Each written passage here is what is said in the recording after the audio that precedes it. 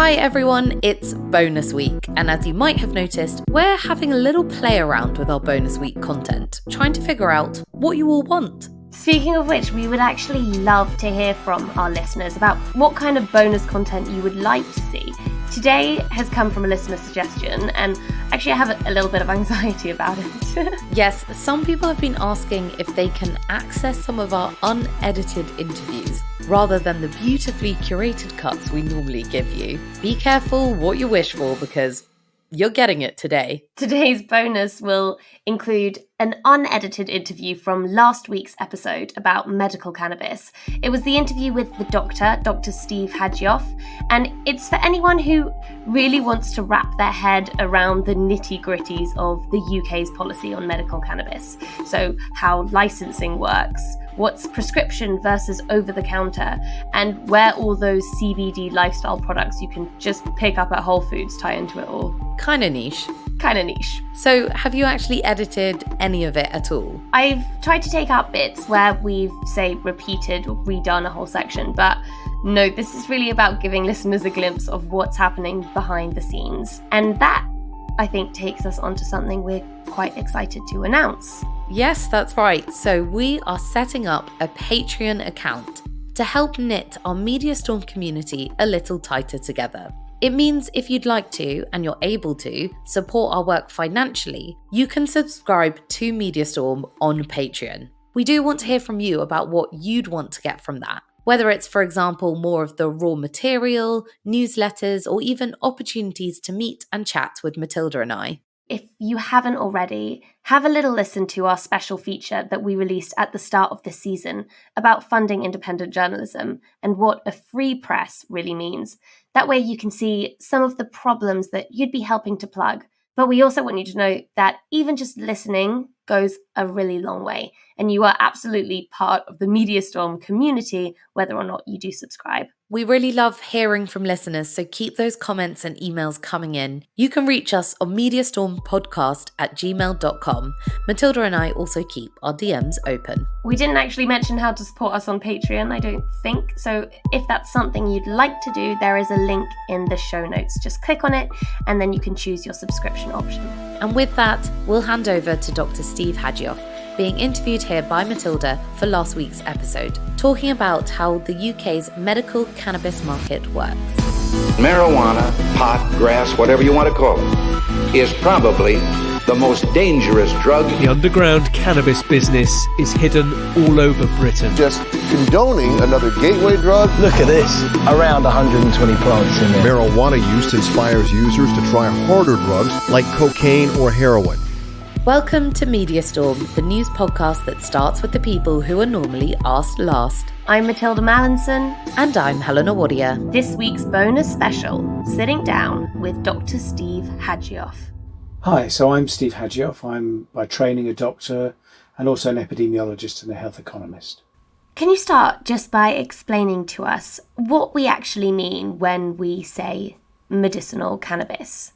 Really, it refers to any compound that's derived from this particular group of plants called cannabis plants being used to treat or to manage disease. So firstly, there are hundreds of different chemicals within the cannabis plant, and several of them have been shown to have activity on the body, some of which is potentially medicinal. Now, the best known of these compounds, these so-called cannabinoids, are CBD, cannabidiol, and THC, tetrahydrocannabinol.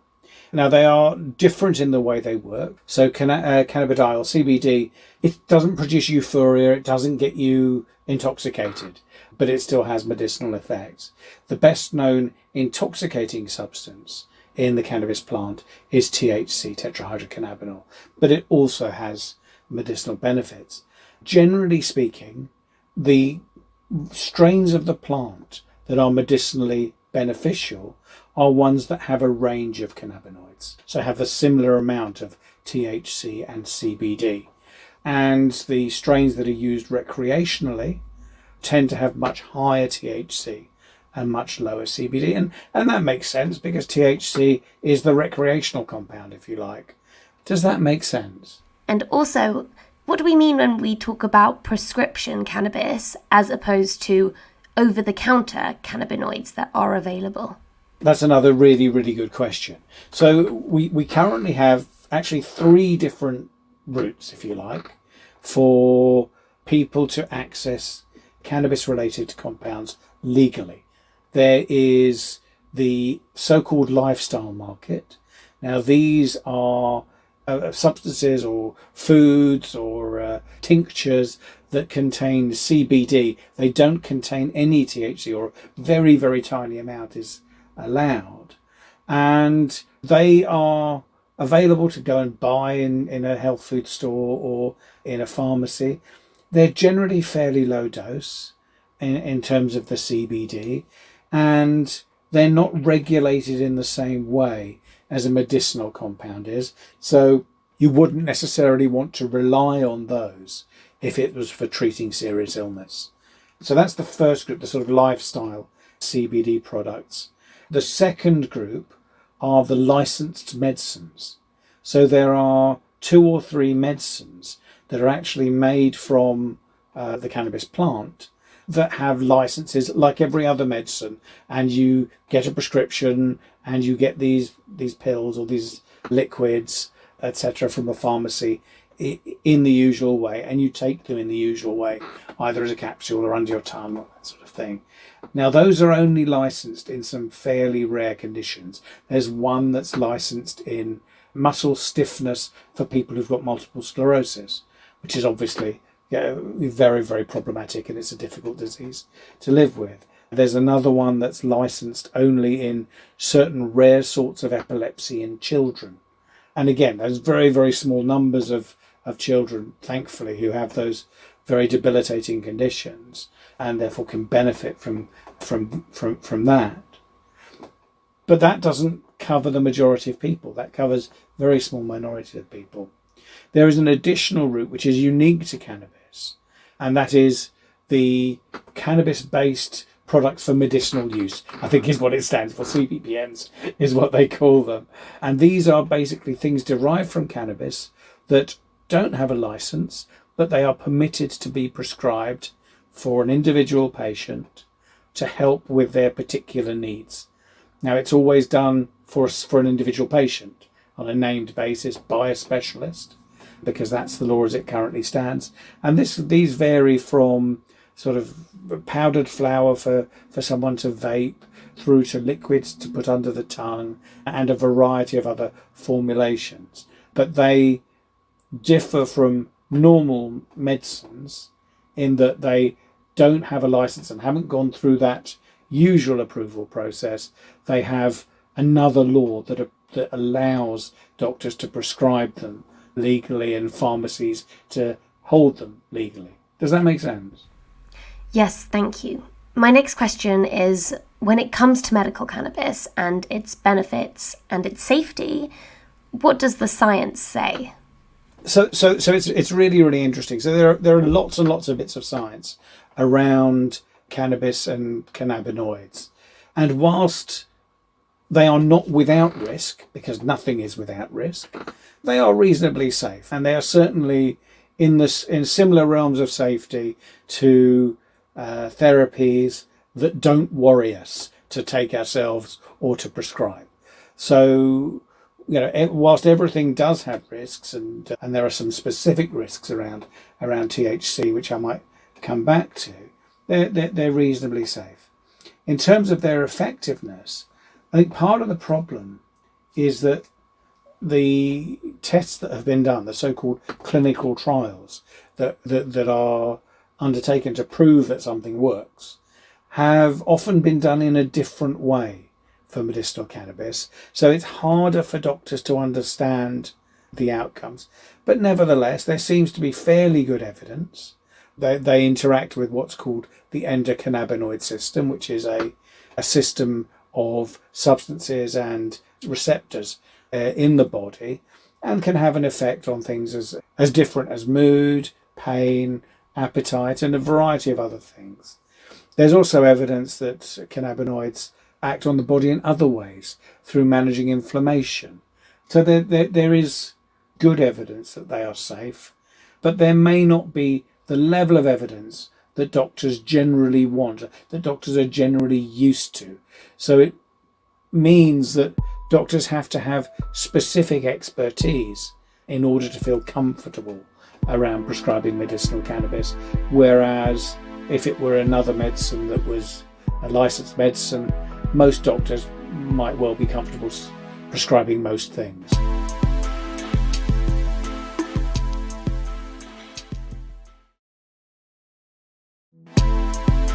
I have a couple of follow-up questions. Firstly, you said that clinical trials have been done in a different way for cannabis, and so the evidence isn't up to the level that doctors would typically expect.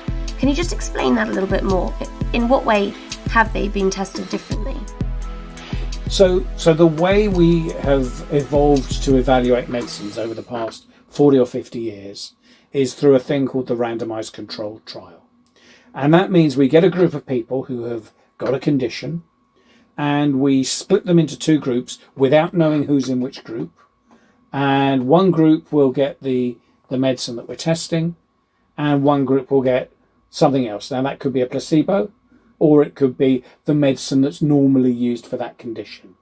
But nobody knows who's getting what. And then we watch and see how they respond, the people in the two groups, and we compare them statistically to see if the new treatment has made a difference. Now, the reason why we do it that way is there are all sorts of psychological effects that can bias our perceptions of what's working and what's not, both as doctors and as patients as well.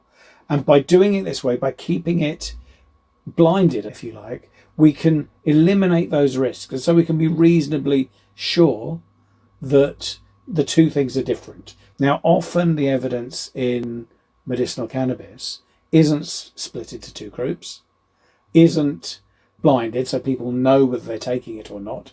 And so there are different sources of bias that come into those studies that concern doctors a bit.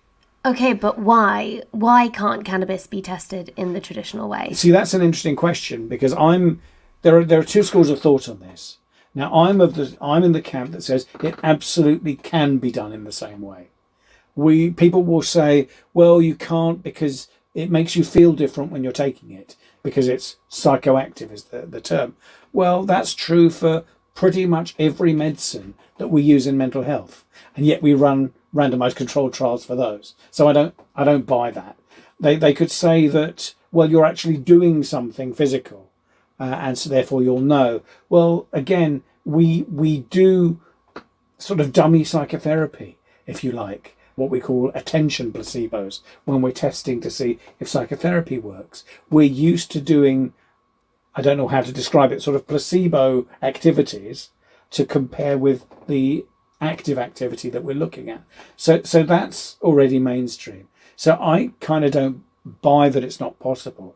I think the problem is partly a financial one, in that because you can't patent a natural product, a natural extract, it's very difficult to see where the return for someone is, for an organisation is, because it costs a lot of money to run a clinical trial. You know, maybe $5 million US as a starting point to run a full clinical trial, and that's very difficult for an organisation to take if they can't have a reasonable expectation that they're going to be able to grow their business from it. That said, it's very, very interesting that the National Institutes of Health Research had a fund specifically for cannabis trials. I think it was £18 million, and it was there. And as far as I know, nobody submitted a trial that met the standard for it to be funded by NIHR free to the sponsor. So they could have done the trials for nothing if they designed them robustly enough, and I don't believe anyone actually did. So I think trials can be done. I think trials should be done. I don't buy that it's not possible, but I do accept that it's not easy, if that makes sense. Well, I think that's really telling that difficulties patenting cannabis may have de-incentivized proper clinical research, even when there's such strong evidence that the product could really help people. So moving on to that, you've given a few examples of ways that we think medical cannabis can help. For example, you've mentioned mental health. Can you just tell us how, from the evidence that we do have, cannabis potentially helps certain mental health disorders? There's evidence around depression and anxiety. There's evidence in post-traumatic stress disorder that's reasonably robust. There's also some evidence. So there's a very, very serious sort of mental illness called psychosis. And it's where a person's perceptions become detached from what the rest of us see and experience. And I've seen trials run in preventing psychosis, which is really exciting. I've seen evidence in autism, particularly the anxiety symptoms that people with autism can get. Tourette's, Gilles de la Tourette syndrome. I've seen some early evidence there. And that's just the mental health stuff. There's plenty in physical health as well. Would you be able to just break that down for us in scientific terms? I mean, simple scientific terms. How does cannabis actually alleviate pain in the body? Sure. And again, this is one of the areas where there's a little bit of controversy. So certainly the endocannabinoid system that I talked about earlier is involved in pain and how the body perceives pain. And so several cannabinoids can interact with that endocannabinoid system and therefore reduce the perception of pain. But there's also a few cannabinoids that have other anti-inflammatory activities. There's a particularly powerful anti-inflammatory pathway that several cannabinoids interact with, and that's actually really exciting. And it's difficult to put your finger and say there's one of those mechanisms, because it's likely that there's two or three of them happening all the time. You know, the psychoactive element of THC may well reduce how much it bothers people, even though they're still feeling it, because it's psychoactive in that way. And you've mentioned the difficulties in providing evidence for all of this. I want to actually build on that and hear more about reasons for caution. If there is resistance coming from many people within the medical community, what are their reasons? One is route of administration, and I've kind of touched on that before. Smoking is bad. Vaping is not much better. What we're used to prescribing for people who need our help is little white pills. The further away a treatment is from little white pills, the less comfortable it is. So it could be just something as simple as that. I think the association with the illicit market is potentially an issue, particularly given what has happened in the past decade or so with opioids. I'm not saying that cannabinoids are in any way as noxious as opioids can be, but we've been comfortable with a set of compounds that do have what we call abuse potential, and we found that we were wrong in that comfort and we've caused people harm. So I think we're a little bit more reticent about taking the risk. And I think the final piece is very few doctors understand the endocannabinoid system.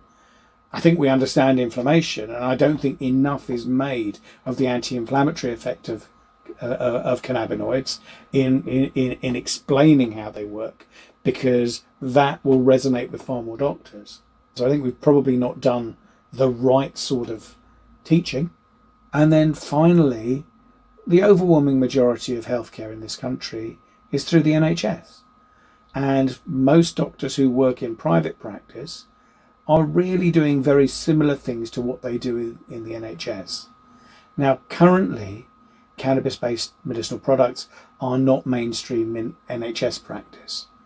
And until they are, you're not going to have, widespread familiarity with them. Does that make sense? Yes, that's a very helpful breakdown. Thank you. My final question before we wrap up is how, in your experience as a clinician, have you seen it change patients' lives, and what is your opinion of it as a result? So I've certainly spoken to people whose lives have been changed. I've seen particularly children with nasty epilepsy. I've seen their frequency of fits drop markedly.